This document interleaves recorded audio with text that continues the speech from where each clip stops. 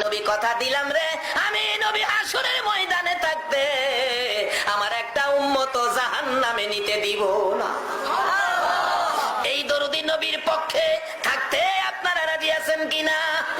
আমার আল্লাহ বন্ধুর ব্যথা দেখে বারবার আমার আল্লাহ বলতেন, বন্ধু গো এত ব্যথাই তুমি ব্যতীত কেন? আমি আল্লাহ কথা দিলাম হাসরের ময়দানে তোমার একটা উম্মত জাহান্নামে নিতে দিব না। যতক্ষণ পর্যন্ত তুমি নবী খুশি না হইবা ততক্ষণ পর্যন্ত আমি আল্লাহ জান্নাতের দরজা বন্ধ করব না। আমার নবী তখন চোখের পানিগুলো জর্জর করে ছেড়ে দিলেন, প্রভু গো আমাকে খুশি করার জন্য জান্নাতের দরজা খুলে রাখবেন।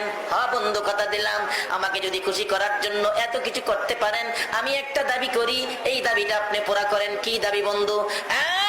প্রভু হাসরের ময়দানে আমার উম্মতের গুনার খাতাগুলো আমি নবীর হাতে দিলে আমি খুশি হইব।